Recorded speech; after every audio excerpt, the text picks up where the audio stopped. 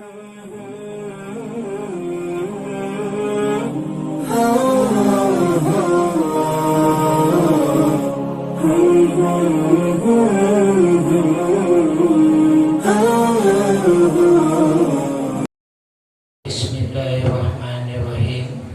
Assalamualaikum warahmatullahi wabarakatuh.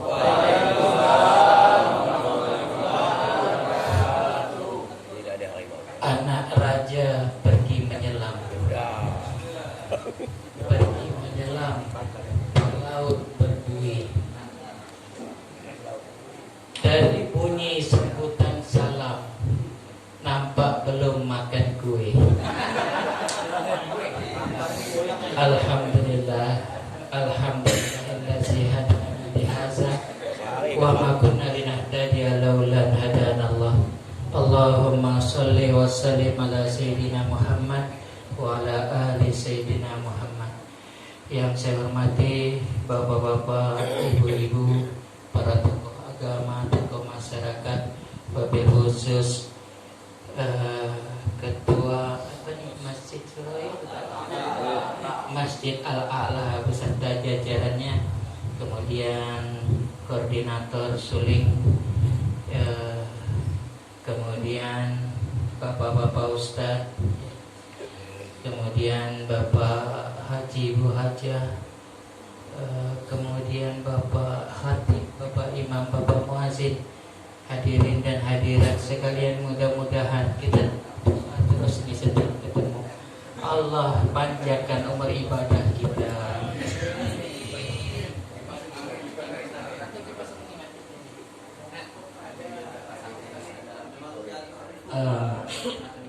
Lagi ya.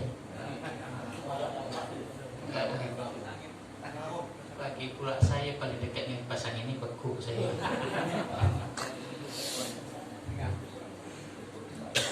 Mudah-mudahan juga Allah mudahkan rezeki kita. Allah lunaskan utang. Allah berikan kita bahagia dunia akhirat. Allah akhiri kehidupan kita dengan husnul khatimah. Amin ya rabbal.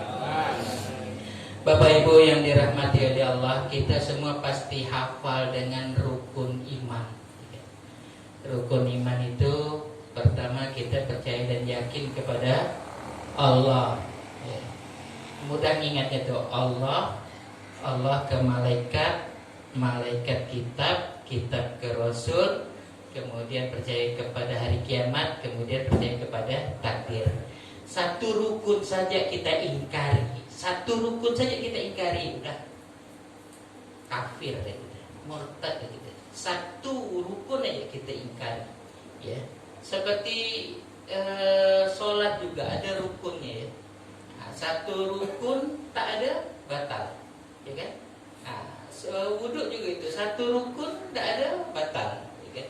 Iman juga ada rukunnya. Jadi kalau dia ada satu rukun yang tidak ada atau batal, maka batal iman kita.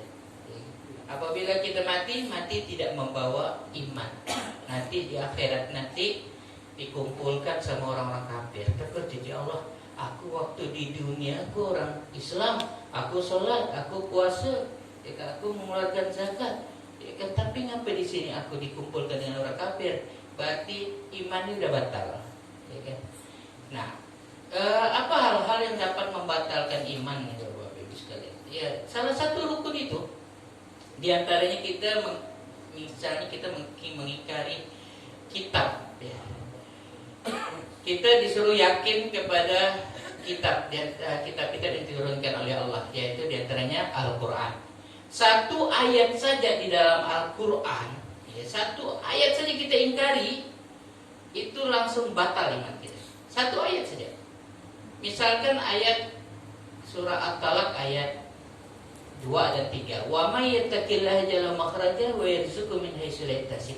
Barang siapa yang bertakwa, Allah akan hilangkan kesulitan, kesempitan hidupnya.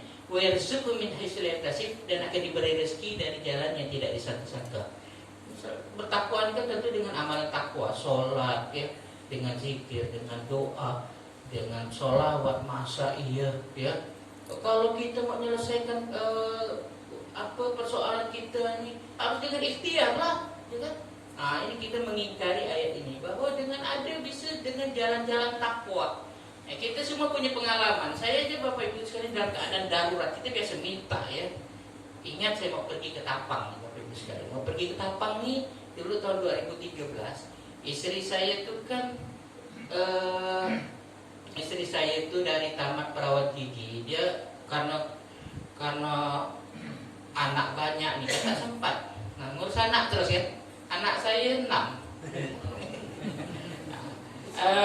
Muncul satu ya, urus satu, kan jaraknya pendek itu 1 tahun lebih ya kan. Habis itu muncul lagi. Habis itu masuk 2 tahun 4 kilometer saja. Lahan lagi bagus. Jadi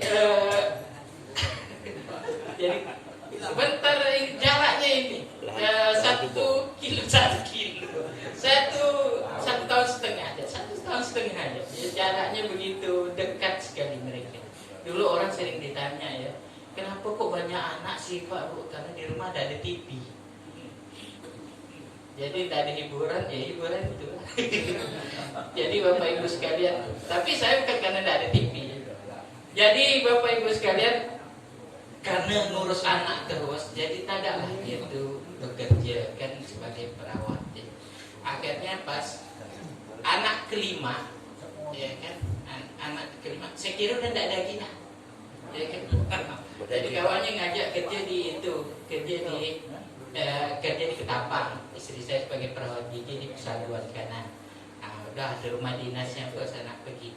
Saya tak ada duit. Saya pun tak ada pekerjaan tetap waktu itu, tak ada.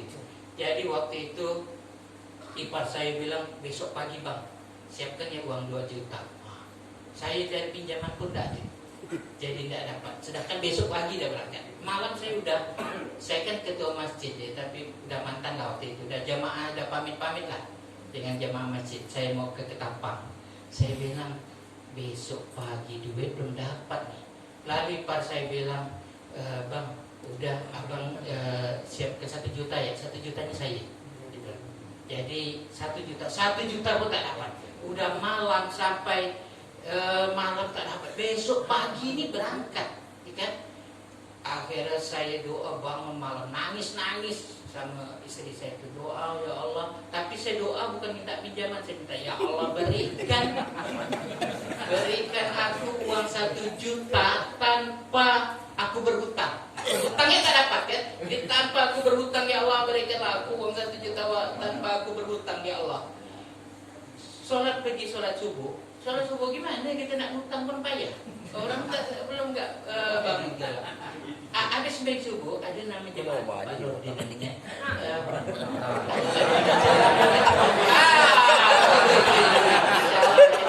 Siapa yang kesusahan datang ya ke Pak Nurdin. Jadi Pak Ustaz, jadi pagi ini berangkat Pak Ustaz. Iya jadi saya bilang kan, ini ada sedikit untuk di jalan. Saya pikir 100-200 kan, untuk makan di jalan aja. Ya makasih Pak Nurdin. Saya berikan istri saya. Sekali istri saya buka pas 1 juta.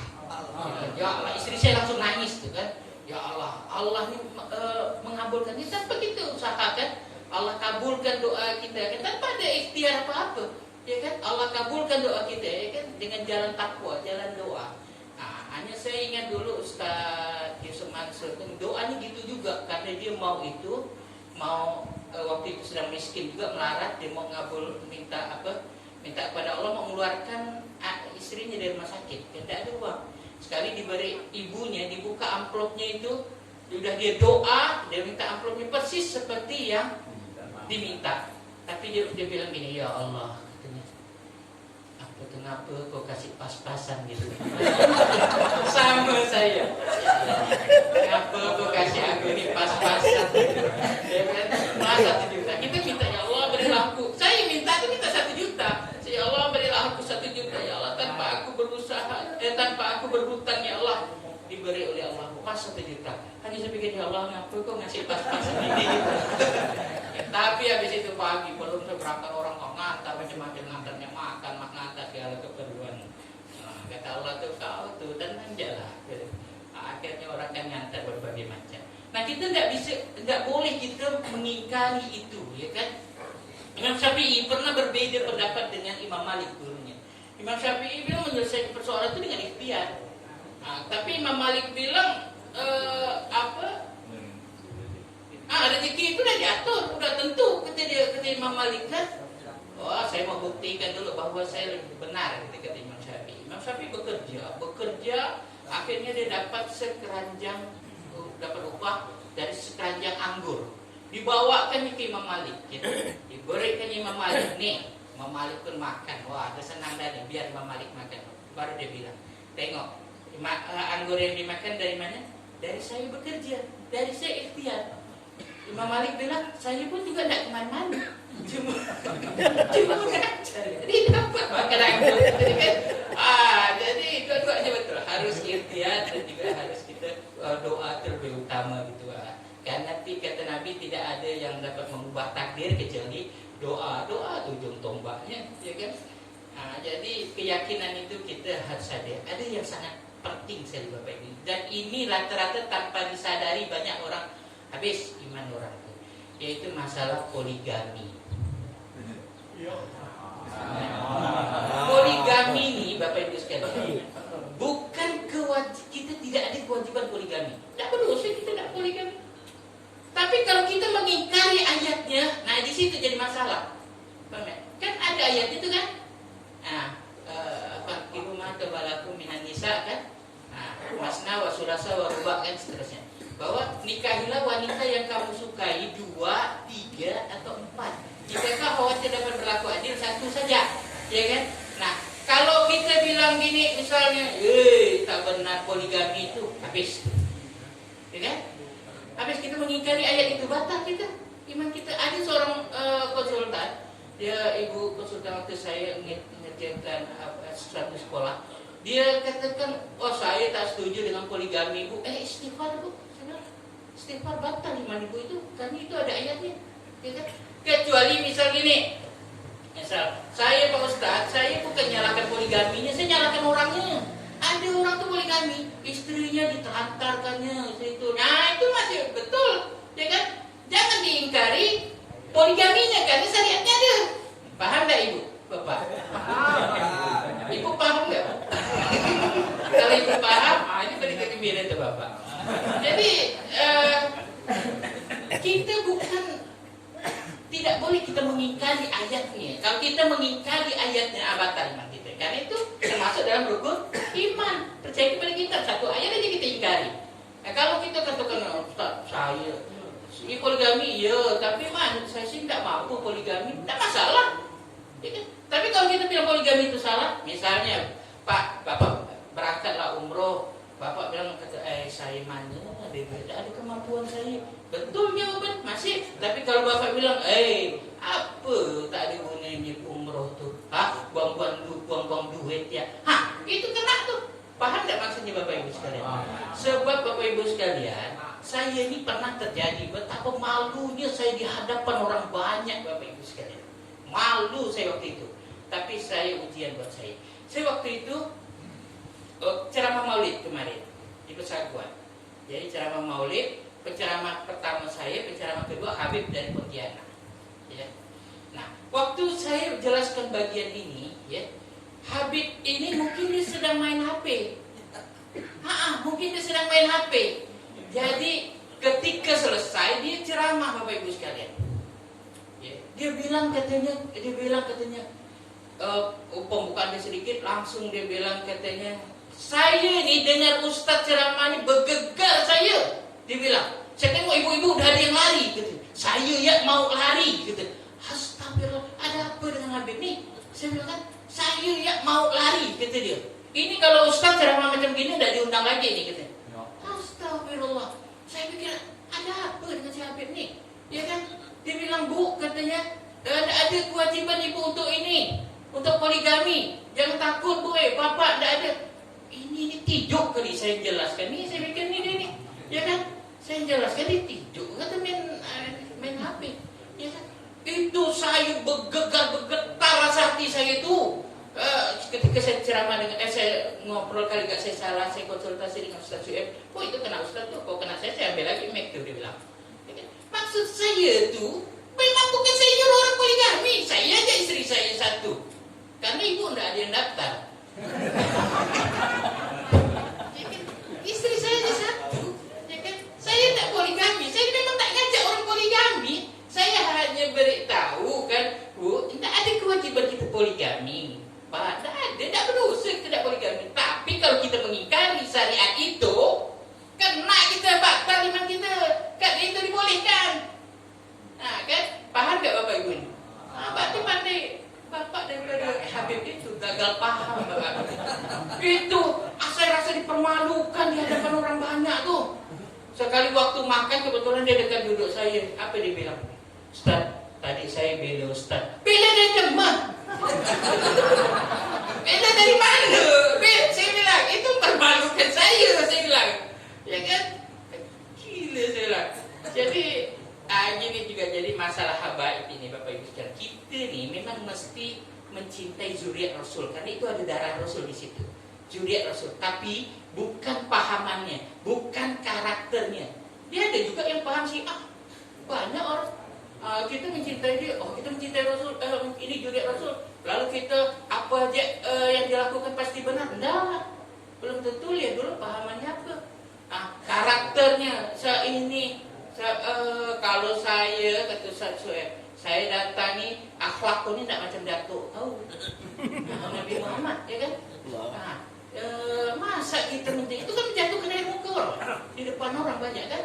Jadi kita mencintai, iya kita hormati, kita mulia dengan zuriat Rasul. Tapi bukan pahamannya, bukan akhlaknya, itu beda. Kalau pahamannya sama dengan kita, tidak ada soal. Kalau akhlaknya bagus, tidak ada soal. Tapi ketika akhlaknya buruk, banyak orang yang kawan saya aja Bapak Ibu sekalian, dia keturunan ada darah Rasul, mabuk-mabukan. Ada istilahnya tidak menjalankan syariat, ada yang tidak sholat. Dan dia menganggap benar kalau tidak sholat. Ada kawan saya. Dia tidak sholat, dia waktu itu tidak kerjakan, dan dia menganggap tidak sholat itu benar. Gitu Pak. Jadi Bapak Ibu sekalian, habaib itu keturunan dari ada darah Rasul itu. Jadi kita darahnya, paham Bapak Ibu sekalian? Kita menghormati dia karena darahnya, karena dia ada darah Rasul di situ. Tapi bukan pahaman dia, bukan akhlak dia, itu beda lagi urusannya. Jangan kita, tidak Rasul dia bawa kita. Saya pernah didatangi seorang habaib Bapak Ibu sekalian, dia bilang dengan saya gini. Dia bilang, katanya kita nih yang kita ikut Rasul sama Ali, Abu Bakar, Umar, Utsman itu laknatullah. Terkejut saya. Kawan saya biasa ini. Apa yang dia bisa bilang itu? Abu Bakar tuh pernah dulu Siti, dia menutup pintu, terkena tangannya oleh Siti Fatimah. Siti Fatimah bilang, wahai Abu Bakar, sejak saat ini aku tak mau lagi melihat kau. Saya pikir ini dalil dari mana ini gitu kan? Wah, haba itu, ya kan? Jadi keturunan Rasul, jadi bukan pahamannya, tapi darah dia yang kita hormati. Kita mulai kan ada darah Rasul situ, ya kan? Bukan pahamannya, bukan karakternya. Nah, jadi demikianlah Bu ya. Jadi itu ujian buat saya ya Allah, di kampung saya lah gitu. Nah, jadi demikianlah Bapak Ibu sekalian. Jadi mudah-mudahan kita bisa menjaga iman kita dari hal-hal yang dapat membatalkannya ya. Jangan kita sembarang ngomong, sembarang ucap, ternyata ucapan kita itu bisa membatalkan. Gara-gara ucap aja kita, orang masuk Islam itu kan ucapan syahadat kan. Nah, orang juga bisa batal imannya kan ucapan dia, dibilang Allah kejam, Allah tak adil, habis itu ya kan. Nah, jadi Bapak Ibu sekalian, kita hal-hal ya, iman ini bisa batal dari ucapan, dari perbuatan ini nyembah pohon, misalkan pergi ke dukun, ya kan. Nah, bisa juga karena hati ini udah tidak yakin lagi kan, hati ini udah tidak percaya lagi, itu juga dapat membatalkan keimanan kita. Jadi demikianlah yang dapat saya sampaikan, lebih kurang saya mohon maaf. Wassalamualaikum warahmatullahi wabarakatuh.